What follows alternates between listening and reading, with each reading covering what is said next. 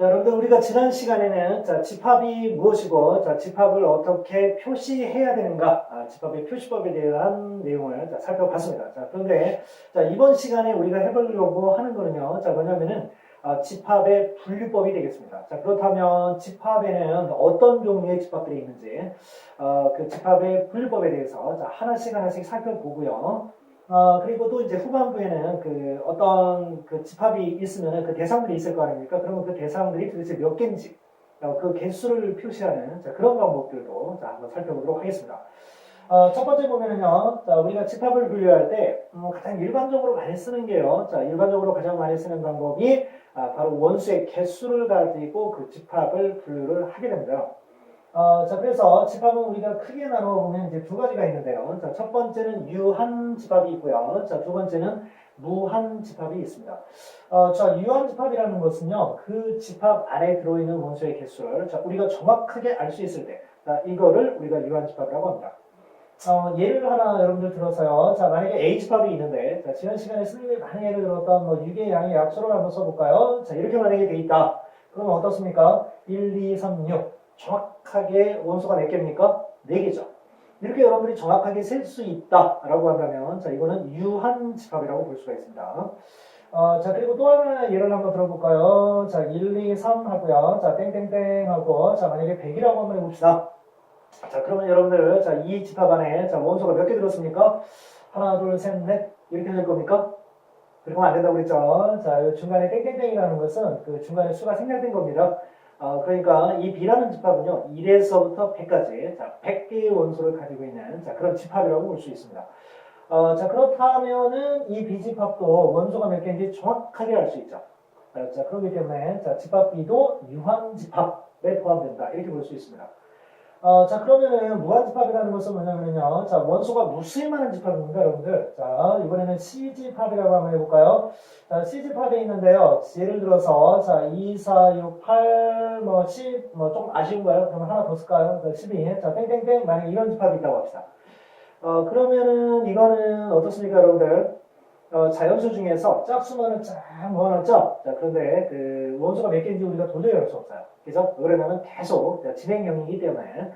자, 그러면 이런 집합을 우리가 뭐라고 하느냐? 원소를 셀 수 없을 정도로 이렇게 많을 때, 무수히 많을 때, 자, 이런 집합을 무한 집합이라고 합니다. 자, 그러면 이제 필문제 한번 들어가 보도록 하겠습니다. 자, 가벼운 문제로 여러분들 점검 한번 들어갈게요. 자, 다음 집합이 유한 집합인지 무한 집합인지를 말하려고 하겠습니다. 이쪽에 보시면, 자, 1, 2, 3, 5, 8, 13, 21. 자, 숫자에서 여러분들 상당히 어떤 그 규칙성이 발견되시나요? 자, 1하고 2를 더하면 어떻게 됩니까? 3대죠. 자, 2하고 3하고 더하면 얼마 됩니까? 5대죠. 자, 3하고 5하고 더하면 얼마입니까? 8대죠. 자, 5하고 8하고 더하면 얼마입니까? 13대죠. 자, 8하고 13하고 더하면 얼마예요? 21입니다. 자, 여러분들. 앞에 있는 두 수를 더해서 그 다음 수 만드는 거, 자, 이런 걸 보고 뭐라고 하느냐면은, 자, 피보나치 수열이라고 합니다. 아마 수학 좀 어려운 거 좀 공부했던 학생들 같은 경우는, 자, 여러분들 앞에서, 야, 나 피보나치 수열 알아? 뭐 이렇게 할 때, 여러분도 조금 아는 척 하시라고, 자, 이거 한번 준비해봤습니다.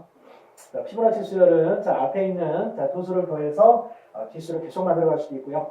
또는 앞에 있는 세 개를 더해서 그 다음 수를 만들어가는 자, 그런 수열도 있을 수 있다는 거. 자, 기억해 주시면 좋을 것 같아요. 그런데 이게 중요한 게 아니라, 자, 원소가 몇 개다? 하나, 둘, 셋, 넷, 다섯, 여섯, 일곱. 7개죠? 자, 무슨 집합입니까? 유한 집합 되겠습니다. 자, 그리고 이제 두 번째 보시면은요. 자, 4, 8, 12, 16, 20, 땡땡 가고 있습니다. 자, 그렇다면, 이거는 4의 배수죠? 4의 배수인데, 자, 몇 개인지 도저히 알 수가 없어요. 무수히 많아요. 자, 무슨 집합? 무한 집합이라고 하죠. 자, 이렇게 여러분들, 자, 우리가 집합을 분류를 할 때는, 자, 집합을 분류할 때는 원소의 개수에 따라서 그 원소의 개수가 몇 개인지 내가 정확하게 알 수 있다. 유한 집합. 자, 원소의 개수가 너무 많아서 셀 수도 없다. 자, 무한 집합 이렇게 생각해 주시면 되겠습니다. 자, 그러면 이제, 자, 다음 내용 또 보겠습니다. 자, 새로운 집합이 하나 나옵니다. 자, 공집합이라는 말이 나오는데요. 자, 공집합은요, 집합이 있기는 한데요. 자, 집합이 이렇게 있기는 한데요. 그 대상이 되는 애가 하나도 없는 거예요. 대상이 되는 애가 하나도 없는 거예요. 자, 이런 집합을 우리가 뭐라고 하느냐면은 공집합이라고 합니다. 이 대상이 하나도 없을 때. 여러분들 이거 동그라미 아닙니다, 이거. 자, 동그라미 이거 잘못하면 여러분들 또 0으로 생각할 수가 있어요. 자, 대상이 하나도 없습니다. 자, 그러면 이제 공집합을 우리가 나타내야 되는, 그러면 어떻게 나타내느냐? 선생님 그냥 집합기호 이렇게 쓰고, 그냥 아무것도 안 쓰면 되지 않을까요? 그러다가 조금 아까처럼 선생님처럼 뭐 이게 점점 뭐 써버리면 문제 되겠죠? 그죠? 자, 어떻게 하는 게 좋겠습니까? 새로운 기호 필요하겠죠? 자, 그래서 공집합을 나타내는 기호는, 자, 어떻게 하느냐면, 이렇게 표시하고, 짝대기로, 자, 가운데, 여러분들 원소가 아니다 표현할 때, 자, 기호 있었죠? 자, 그 짝대기를 옆으로 나립니다. 자, 그런데 이거는, 우리가 읽을 때 여러분들 뭐라고 읽어주시면 되냐면, 파이라고 읽어주시면 되겠습니다. 여러분들 그 수학 공부를 할 때요, 자꾸 기호들이 많이 나올 거예요. 근데 그때 사용하는 그 기호들은요, 자, 그리스 로마 문자, 그 중에 그 상당 부분을 갖다가 쓰는 거기 때문에, 먼저 여러분들이 그 시간이 있으시면요, 자, 그리스 기호나, 그리스 문자나 로마 문자, 알파벳을 여러분들이 보시면요, 아마 친숙하게 느껴질 거라고 생각이 됩니다. 자, 그리고 공집합은 원소의 개수가 어떻습니까? 없어요. 없다고 봅니까? 그러면은 0개가 되겠죠? 자, 0개이기 때문에, 셀 수 있습니까? 없습니까? 셀 수 있죠? 0개라고 셀 수가 있잖아요. 그죠? 자, 그래서 이런 걸 우리가 뭐라고 하냐면은, 공집합은 굳이 뭐 무한집합과 유한집합에 포함을 시키라 그러면 유한집합에 포함시킬 수 있는 그런 상황이라고 볼 수가 있겠습니다. 자, 그러니까 집합은요, 유한집합과 무한집합이 있는 것 같고요. 자, 그 다음에 유한집합 속에 공집합이 들어가 있다. 이렇게 생각해 주시면 되겠습니다. 자, 그러면 이제 필문제에 들어가 보면은, 자, 공집합의 예를 조건지시법으로, 한 가지의 경우를 나타내고, 유한집합인지 무한집합인지에 대해서 설명을 해요. 여기서 벌써 설명을 해버렸습니다. 자, 그러면은 공집합의 예를 조건제시법으로 한번 예를 한번 들어보겠습니다. 자, 여러분들도 한번 잠깐 생각해 보세요. 공집합. 뭐가 있을까요? 그렇다고 여러분들 집합기호 써놓고, 난 아무것도 안 쓸 거야. 공집합이야. 이러면 안 되고요. 그러면 이걸 원소를 나열할 수 없으니까 항상 어떻게 선생님이 하라고 한 겁니까? 조건제시법으로 써보라고 한 거예요. 그죠? 자, 생각나셨습니까? 자, 그 공집합을 만약에 A라고 한번 해보겠습니다. 자, 그럼 선생님이 예를 하나 들어드릴게요. 자, 그게 바로 뭐가 있냐면요. 자, X 딱 하고요. 자, 바를 내려놓습니다. 자, 그리고 X는 뭐라고 한다? 자, 1보다 작은 자연수. 이게 아마 가장 일반적인 예가 될 겁니다, 여러분. 자, 1보다 작은 자연수가 있어요? 없어요? 없어요. 눈을 아무리 크게 뜨고 쳐다봐도 없어요. 자, 그래서 이런 경우가 바로 공집합의 예가 될 수 있겠습니다. 여러분들 이런 거 이제 하나 들었으니까 또 여러분들 나름대로 비장의 카드로 하나씩 공집합의 조건제시법, 표현법들을 한번 생각해 보시기 바랍니다. 자, 그러면 이제 5번으로 가겠습니다. 5번. 자, 여러분들 그러면은요, 유한집합은 원소가 몇 개인지 딱 정해져 있고요. 자, 무한집합은 몇 개인지 몰라요. 그러면 무한집합 같은 경우는 원소의 개수를 셀 수 없겠지만 유한집합은 그러면 원소가 몇 개 있는지를 우리가 정확하게 알 수 있으니까 셀 수 있을 거예요. 그래서 그러면 그 유한집합의 원소의 개수를 과연 어떻게 나타내느냐에 대한 내용이 나와 있습니다. 자, 유한집합 A의 원소의 개수를 나타낼 때는요. 자, 내가 A라는 집합이 있는데요. 이 집합의 원소의 개수를 나타내고 싶어요. 앞에 깜찍하게 스몰 n을 써줍니다. 넘버의 약자예요. 자, 이렇게 해서 NA라고 쓰시고 그리고 그 뒤에 원소의 개수를 써주시면 됩니다. 만약에 여러분들 H집합이 있는데요. 자, 1, 2, 3, 6의 양의 약수다 라고 한다면 어떻게 됩니까? 원소가 하나, 둘, 셋, 4개죠? 자, 그러면 여기다 뭐라고 쓰면 돼요? 4라고 이렇게 써주시면 되겠습니다. 자, 그런데 H집합이 공집합이에요. 원소가 하나도 없어요. 원소가 하나도 없으면 어떻게 됩니까? NA라고 쓰시고요. 자, 0이라고 쓰시면 되겠죠?